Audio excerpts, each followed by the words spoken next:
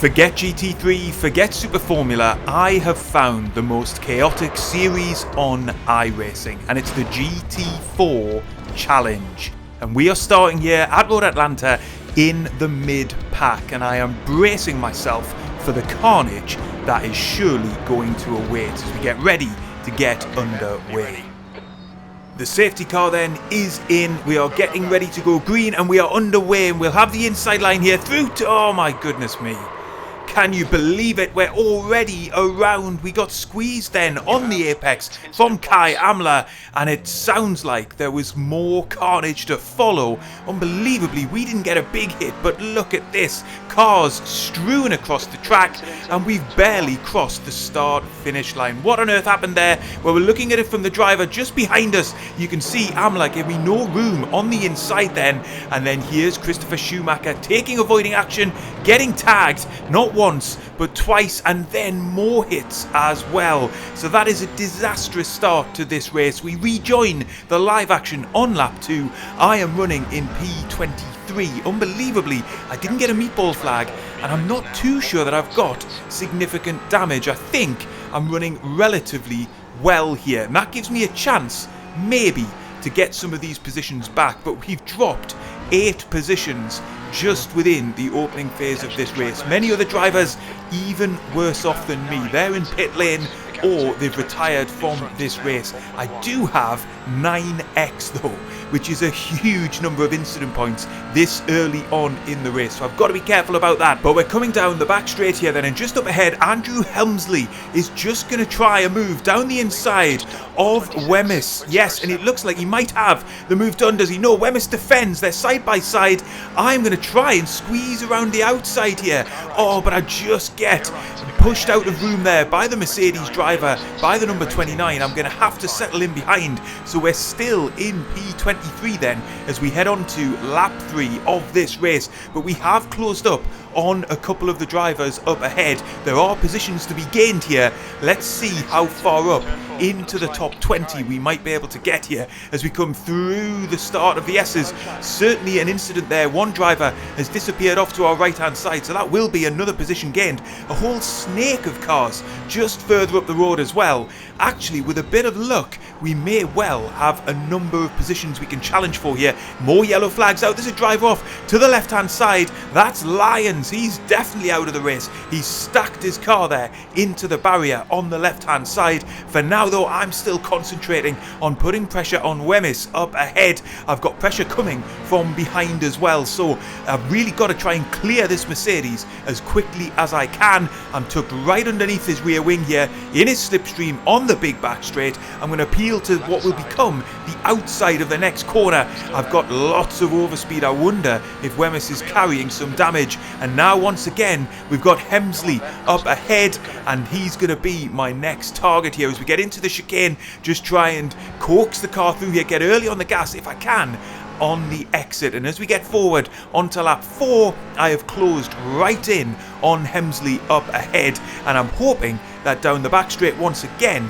I'm going to be able to get into his slipstream, put some pressure on into that final chicane and get up into what will be P19. Drivers continuing to fall out of this race. I'm actually going to put the TV camera on though. This is the pack of cars just up ahead that we're just going to home in on here because there's going to be an incident through the chicane. That's Owen Mosby and Mark Maroney, and that's 2 more positions gained, and I'm still right in the hunt here with Helmsley as we come towards the end of lap 4. Get ready for lap 5. We're about to hit half race distance here, and we are climbing our way back up through this field.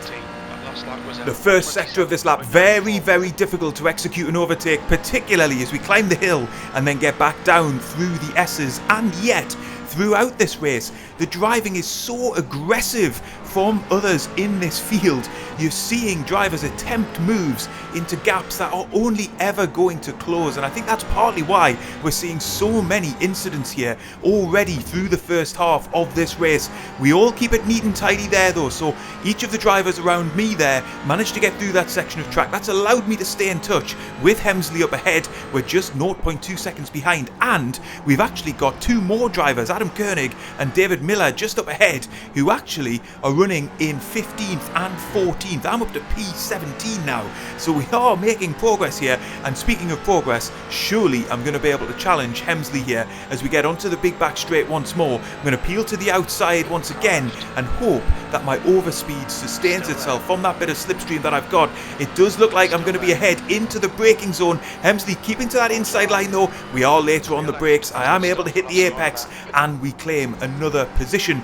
And I've got David Miller there just up ahead, and he's going to be next in my sights to get further up the field and get towards maybe, just maybe, a top 10 finish here. It does look like there's a big gap looking ahead from Koenig up ahead, but you never know what's going to happen as we get through the final stages of this race. It has been chaotic so far. Drivers falling off the track right, left and centre.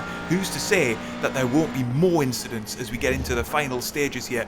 We're coming through the top of the hill section there then. Picked up another X. I've got 10X now out of 17. I really don't want to pick up too many more because then I'm going to be in danger of getting disqualified completely. Yellow flags out. Another driver has come into trouble. That was a car off to the left hand side there, and it's given me an opportunity on the exit of the corner to get alongside the driver up ahead. This is for P15. We make the pass into the braking zone, keep it nice and tight to the apex as well, and that's another position gained, and we're up into P15 on lap 7. We're challenging Odin Bettel here as we come through the final corner of the lap. Bettel getting right up on the curbs there. I'm drifting slightly wide, both of us pushing hard here as we get into the closing stages of the race. But look up ahead, there's going to be another big incident. A car spearing across the track. Bettel hits hard. I'm just able to duck around the outside, but we got another 4X. That's me on 14 incident points. But wow, it could have been race over. Here's the collision then just up ahead. Once again, drivers sticking their nose in where the gap is always going to close. What a hit for Bettel, who we're right on board with now. Wow, that's a huge shunt, and that'll be his race absolutely over. For me, I'm continuing to make my way back up into the upper echelons of this field. We're on lap 10. There's probably going to be one more lap left. And look up ahead, we're following Koenig here. He's just going to be too optimistic down the inside. He actually ends up spinning out himself there. And that is going to be me up into P11. Wow. Can we really make it back up into the top 10, having been essentially dead last on the opening lap of this 15-minute sprint race? Well, it's going to come down to the final lap.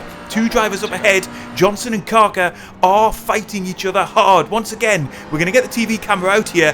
Look at this. This is a collision. Karka just turns Johnson round at the top of the hill. Johnson out of the race. Karka disqualified from the race. So that's two more positions gained, and that's going to be me up into P9. This is ridiculous as we close around the final corner to take the checkered flag in P9. I have not had a race like that in a long time.